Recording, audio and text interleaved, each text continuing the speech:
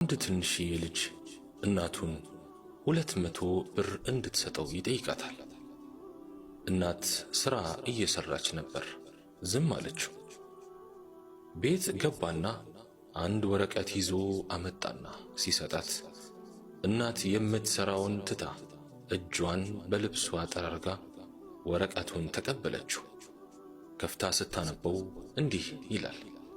በዚህ ሳምንት ክፍሌን ላጸዳሁበት ዋጋው 70 ብር፣ ሱቅ ለላክሽኝ ዋጋው 20 ብር፣ ሕፃኑን ላጫወትኩት ዋጋው 20 ብር፣ አንቺ ደግሞ ቤት ስታጸጂ ላገዝኩሽ ዋጋው 20 ብር፣ በትምህርት ቤታችን ጥሩ ውጤት ላስመዘገብኩት ደግሞ ዋጋው 70 ብር።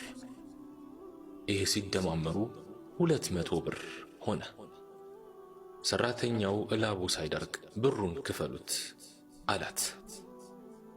እናት በፍቅርና በስስት ልጇን እየተመለከተች ወረቀቱን ገለበጠችውና እንዲህ ብላ ጻፈችበት። አንደኛ፣ 9 ወር በሆዴ የተሸከምኩህ ዋጋው ተመን የለውም። ሁለተኛ፣ ለተከታታይ 20 ወራት ያጠባው ወተት ዋጋው ተመን የለውም። ሶስተኛ፣ ለተከታታይ 6 ዓመታት ያጠባውክ ልብስ የቀየርኩልህ ዋጋው ተመን የለውም።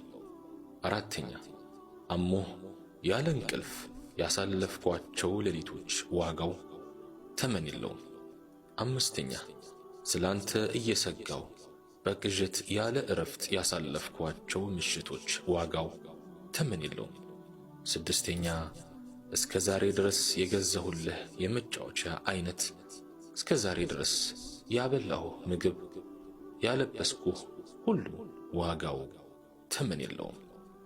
ልጄ፣ ይህ ሁሉ ያደረግኩልህ ተሰብስቦ ላንተ ካለኝ ፍቅር ቢነጻጸር ያንተ ፍቅር ዋጋው ተመን የለውም። ያን ጊዜ እምባ ያቀረሩ አይኖቹ የቋጠሩትን እምባዎች ያረግፉ ጀመር። እናቴ ይቅርታ አድርጊልኝ፣ በጣም ወድሻለሁ ብሎ ወረቀቱን ተቀበላትና በትልቁ የማይከፈል ውለታ ብሎ ጻፈበት።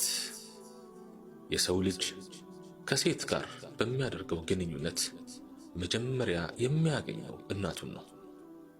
9 ወራት በሆዷ ትሸከመዋለች፣ አምጣ ትወልደዋለች፣ አድካሚ በሆነ መልኩ አጥብታ ታሳድገዋለች።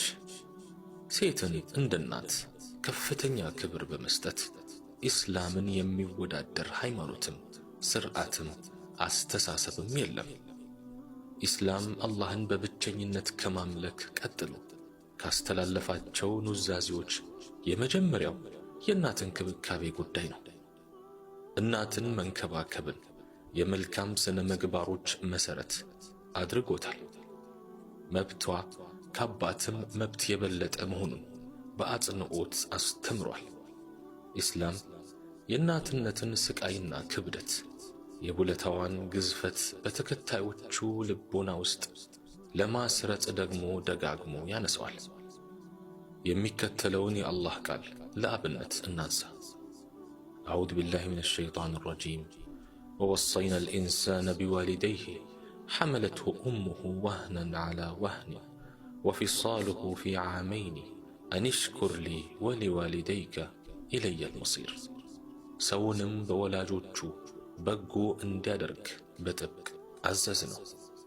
እናቱ ከድካም በላይ በሆነ ድካም አረገዘችው። ጡት መጣያውም በ2 ዓመት ውስጥ ነው።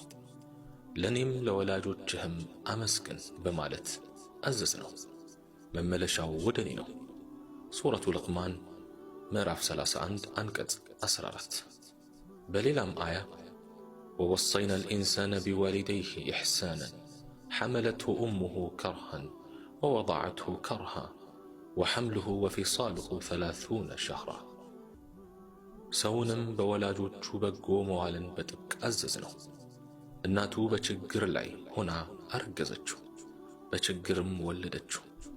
እርግዝናውና ከጡት መለያውም 30 ወር ነው። ሱረቱል አሕቃፍ ምዕራፍ 46 አንቀጽ 15። አንድ ሰው ከነቢዩ ዓለይሂ ሰላቱ ወሰላም ዘንድ ቀረበና ይበልጥ በመልካም ልጎዳኘው የሚገባኝ ሰው ማን ነው አላቸው። እናትህ አሉት። ከዚያስ አላቸው። እናትህ አሉት። ከዚያስ እናትህ አሉት።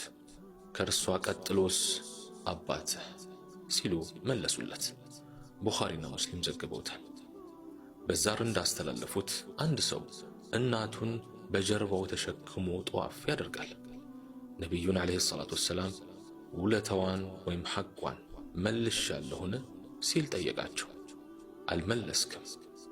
ሙሉ ውለታዋን ይቅርና የአንድ ጊዜ ጭንቀቷን የሚመ